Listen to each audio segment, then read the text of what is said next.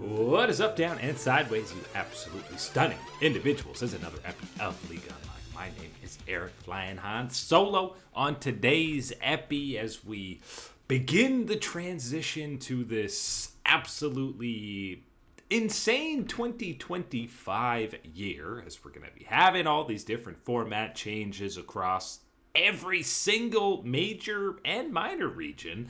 We keep at least some things the same, because too much change can be overwhelming. So we're still doing our way too early power rankings, and it might not be called the LT or the LCS. I'm already combining leagues. It's the LTA, League of the Americas. Of course, we're going to be focusing on the northern region because that's where our knowledge lies, still kind of being the LCS, of course, LTA North. So we're going to go through the 8 teams, not 10, 8 teams ahead of this new format in 2025, and that gives us more time to talk about each and every one. And of course, we've got guest spots, we've got returning teams, and we've got new faces in new places, like Lyon Gaming coming over from the LATAM scene. And this is an organization, by the way, that has flip-flopped between the namesake of Lyon Gaming and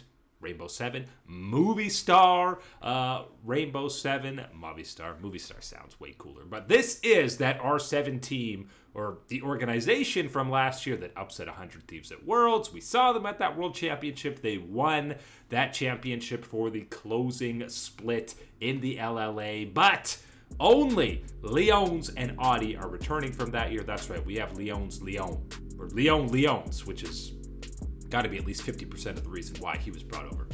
Surely it can't be because he's professional, high-quality support, which of course he is. But that squad coming over, and then you've got the combination of Licorice getting another starting spot, and then both Saint and Hannah, which are going to be 2 Korean imports coming over. Senna, you're probably familiar with. We've seen all around the LCK. Saint is another challenger player coming from D plus Kia, who apparently had interest from both Cloud9 if they weren't able to get Loki, and Koi if things fell through with Jojo Pyun. So multiple teams being interested obviously means this guy warrants the hype. But the reason this team's at the bottom is still, Lyons and Audi, even though they get that upset against the 100 Thieves, they're still a distant tier 2 region to what we've had out of the major regions. Licorice wasn't as hype as we've seen in years past when he was on Dignitas. Hannah has kind of been a middle of the pack AD carry over in the LCK. So obviously room to grow. This seems like the conservative spot to put Lyon Gaming heading into this new year. Very similar color branding for the number 7 squad, and this is maybe the most hype new team coming in, and that is of course DSG, Disguise Toasts organization who breathed new life into the challenger scene in North America. This is obviously a very different looking squad than the one that was winning in 2023. Most of them got promoted to Shopify Rebellion for 2024, and not as successful a 2024 year in the challenger scene for DSG, but a lot of young talent to be excited about coming on this roster. Castle, over from Immortals, who we are blessed to not have in the league, but he was one of the lone bright spots for Immortals over that year. XU is coming back to the LCS. Think he was done dirty by Dignitas, that he even got replaced by Spica. I think he was clearly better now that we got that year or half-year body of work out of Spica. So excited to see him return. Scary Jerry, one of the GOAT names that we're going to have in the LTA and probably any major region. But if you've been following the NACL for a long time, he has been one of the premier AD carries, especially last year in the laning phase. He was so dominant. He had a 55% first blood rate as an AD carry. That's jungler type of numbers, while having a plus 10 CST at 15. So laning, the main emphasis for him. And I know people are at maybe an all-time low in terms of feeling good about who he as a support, but listen, pairing him with the rookie, that is the perfect combo of one of the biggest veterans that we have in the LTA with a rookie. I'm confident that we can get a bounce back year out of Huhi in this new look lineup, where he will be playing the veteran presence for at least 3/5 of this team. And then you throw in Abadaga, who, again, if you're going off of when you last saw him on 100 Thieves, you would be feeling not good whatsoever about this lineup. But listen, he has earned his way back to a Tier 1 starting position. I know he had that run on Excel in 2023, but on KC Blue, that LFL Tier 2 team for Carmine Corp, he was actually really good. He only lost to BDS Academy in both the LFL playoffs and EU Masters, did that Carmine Corp roster, and he was one of the best mid laners in the ERL. So this guy has worked his way back after being shoved to the wayside after his time on 100 Thieves. People forgetting about him, not believing he has bounced back. So this team could be higher than 7, but there is a lot of young, unproven talent or early on in their careers that need to continue to develop. Shopify Rebellion easily could be the 7th spot behind them, but there is more veteran presence on this squad than what you're getting out of Disguised.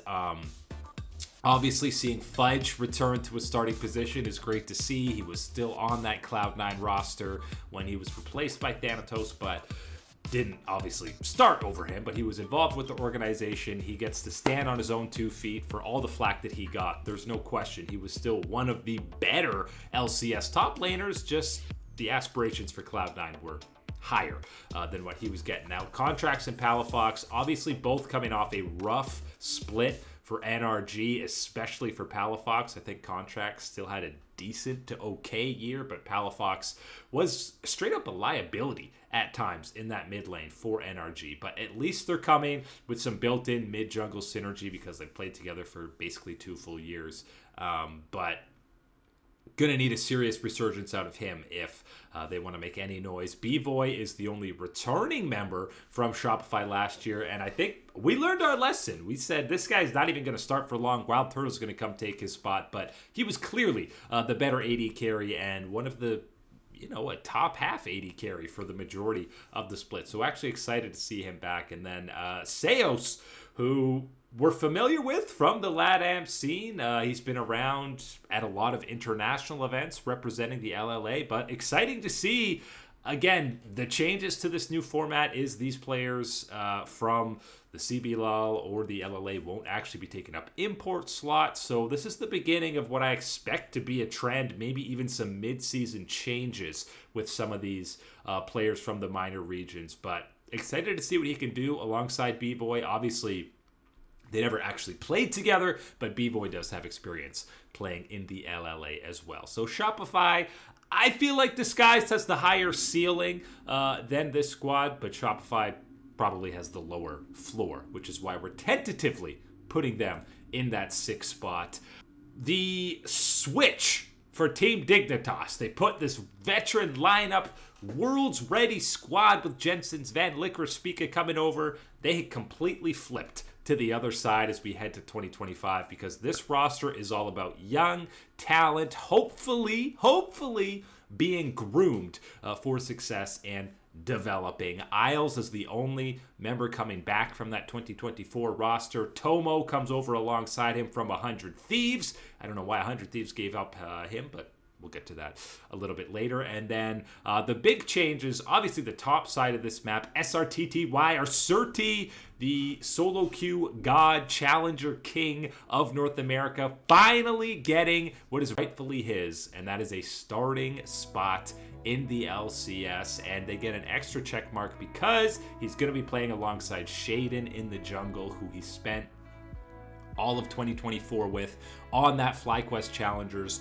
roster squad where they won in spring, finished 3rd in summer. So I think it's so important when a rookie comes in. I know Surti's been around for a long time, but he's still a rookie by the literal sense. But having a former teammate that you just played with can help ease the transition to the big leagues in such a huge way. So really excited to see that top half paired together. And then Kaini is another LLA player getting promoted. I know he's a Korean, so it's a little bit different, but NA fans will be oh so familiar with him completely styling on 100 Thieves and Quid at that World Championship for R7. So excited to see what he can do on the LCS stage. I know we were excited about this veteran Dig lineup last year, but it's a lot of these guys were washed up in the end. Washed up is harsh, but not at their peak levels of performance. At least with this young, upcoming roster, we don't know what their peak level of performance is. There's room to grow. There's room to develop and see what potentials can be unlocked.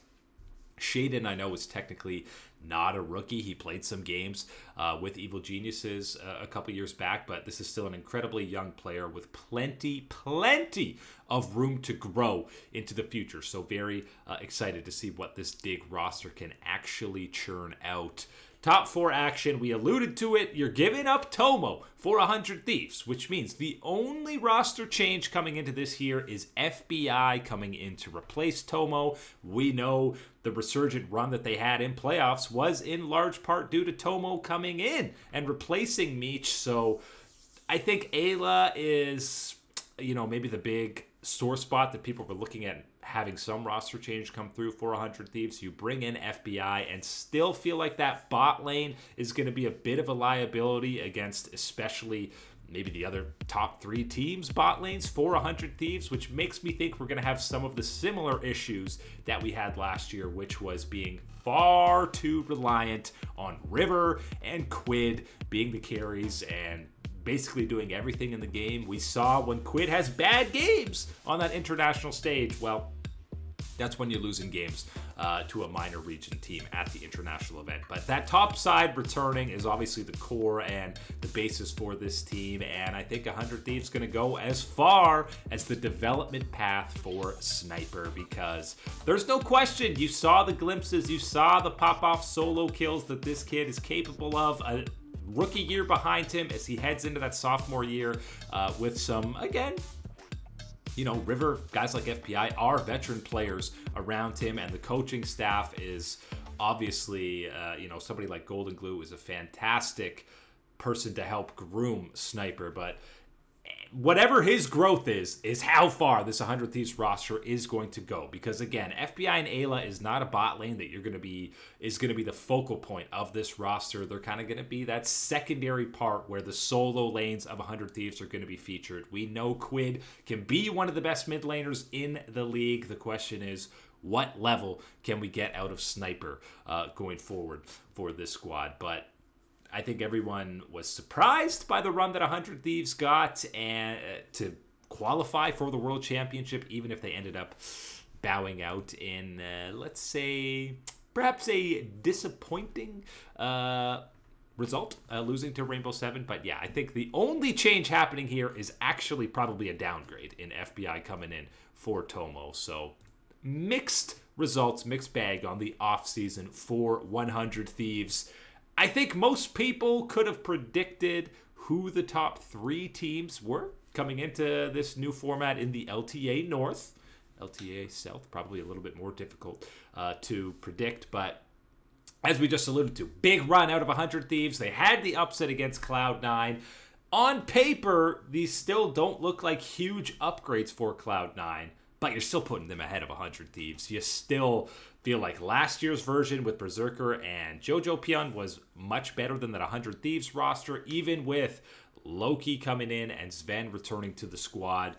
You can talk about it individually as a downgrade, but as a collective 5-man unit, I actually feel like this is going to be an upgrade with Loki coming in. Obviously, we saw a little bit of this roster in this For Fun show match against Fear X, but Sven and Vulcan obviously very familiar with playing with each other from the past, and excited to see the growth of Thanatos and Loki and how Blabber can work around these solo lanes. I feel like the previous version of Cloud9, and you heard some of the players talk about it, they just didn't get along. Sometimes it's just the out-of-game synergy that you need to have with a squad.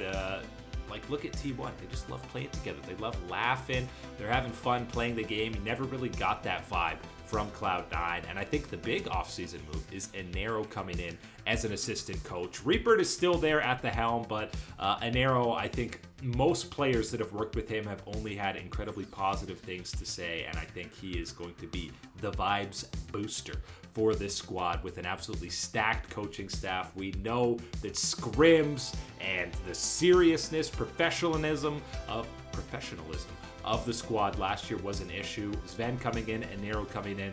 I don't think that's going to be an issue with two young Korean challenger players looking to prove themselves at the World Championship. Most likely, that's why the LCS or the LTA can be such an option to get one of those world spots, even though it's going to be a little more difficult with maybe only 2 spots for the LTA North. But I digress. Still better than having to go against the Hanwha Life T1 and Gen Gs of the world. So even though on paper it's not as hype as what we got last year with Cloud9, I am excited to see what's sure to be one of the hungriest organizations to represent internationally in this new look North American League. The top 2, I think it's incredibly obvious who you would be wanting to put here. And of course, it's the 2.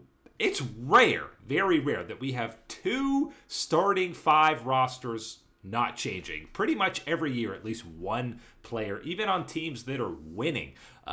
Even Team Liquid, when they were winning back-to-back, they had some roster changes. Core JJ comes in, Jensen comes in, blah, blah, blah. But Team Liquid, the same starting 5 returning. I'm happy to see it, even though we had a bit of a disappointing bow out, losing to FlyQuest at Worlds, struggling early on against some of the even wildcard teams.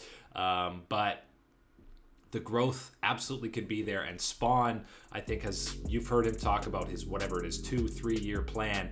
When you actually have a full 2 years to grow as a roster, I'm really excited to see the continued development with Umpty coming back for another year as well. But let's go back to the summer split when Team Liquid was, going undefeated, 7-0, I guess, in the best ofs, the perfect regular season. People were talking about them being the best LCS team of all time. And I think both Mark and I were kind of like, pump the brakes a little bit, just because they've gone undefeated for here. But listen, they did look incredibly dominant in summer. They were clearly the best team at lane swapping. They knew what they were doing in a macro, game knowledge kind of way, beyond most LCS teams we've ever seen in history. That kind of all fell apart at the World Championship, but assuming we get the same trajectory from both APA and Yon, because they are the X factors on this squad. Impact just picked up MVP in like his 11th year, 12th year as a professional player. So you're not worried about him. You're not worried about Core JJ. Can the growth from Yon and APA continue to grow? Yon in particular, I think, was the best performing player of this squad at the World Championship. Another year playing with Core JJ and taking some of the pressure off APA. We know Umpty has slotted in. Let's face it, Umpty and Impact throughout their careers have been more supportive players than the de facto carry on the squad. So that means you need both APA and Yon to be playing at that absolute elite level, and I think we continue to see that growth in Team Liquid. Pretty solid number 2 squad heading into the year. But the other team, also same 5 returning, is the squad who actually beat Team Liquid not once but twice in 2 best-of-5s, and of course we had that incredible 5-game series against Gen G. I think nobody in their right mind was disappointed with the level that FlyQuest was at the World Championship, fresh off a summer split win as well. Inspired was the best jungler in the league, basically, for both Sprig and Summer. He probably could have gotten MVP. Bwipo had some inting moments, but again, the coaching angle that Bwipo brings and the intangibles are things that you don't always see on the Rift, and we've heard all the players talk about the bot lane. Busio's work ethic is absolutely insane and is just constantly a sponge for knowledge, which both Inspired and Bwipo talked about. They absolutely love seeing in a teammate. And then, of course, rookie year in, Masu's already in the World's Anthem video. We get to see incredible performances from him against guys like Pace, teams like Gen G. He did not shy away. The growth and development that we saw from MSI to the World Championship was absolutely astronomical out of Masu, and this guy has like MVP potential to go from Rookie of the Year to MVP. I wouldn't be shocked if we're talking about him. He should be the best AD carry in the league coming into this year if we get, again, that similar trajectory. But the main question for me, because I'm fully expecting more growth out of him, is what growth do we get from Quad? Can he be a top 3 mid laner? Can he go toe to toe with somebody like Quid? We've seen him do that. We've seen him get the better of them, and I think when initially Quad came in to replace Jensen heading into the summer split, that was raising some eyebrows, some question marks, and it sounds like more than Jensen completely underperforming, they just wanted to reward Quad for the work he was putting in the challenger scene and deserved that promotion. And we saw that. He was no question an upgrade over Jensen, and especially, you know, when Inspired and Bwipo are such vocal and cerebral players when it comes to communication, guys like Quad and Masu just kind of focus on your own thing and the individual mechanics, and we've seen time and time again that is when some of these mechanically gifted players really thrive, because we know Inspired is, like, say what you want about this guy, trash talking, potentially being toxic, yeah, but he is a genius when it comes to how to move around the map. If you've seen any interviews with him just talking about the game, this guy just eats, sleeps, and breathes League of Legends and knows how to play the game properly. Similar can be said for Bwipo. If you listen to any of the coaching he was giving Las Flatones and the boys in the offseason, he just knows the proper way to play the game. And both of these guys, FlyQuest, are blessed to have, because they're basically like player coaches at this point with the insane level of game knowledge they have outside of just jungle and top lane, like what 80 carries, supports, and mid lane should be doing. So really excited to see both FlyQuest and Team Liquid bring these starting five back. They are going to be far and away the favorites, unless there's a big level up from Cloud9 for what we got last year. I'm hard-pressed to see these not being the two teams going back and forth in some of these finals throughout the new league format. But again, it's hard to predict anything with how different each of these splits are going to be. But the only thing that I think we can all have in common and agree upon is that 2025 is going to be lit. It's going to be different. It's going to be exciting. They'll probably smash some viewership numbers, and I'm just excited to have some change in what has been kind of a bland format over the years. So super excited for every region in 2025. But that's it today for League Unlocked. My name is Eric, and thank you to all you gorgeous people for watching as always. We'll catch you on that flippity flip.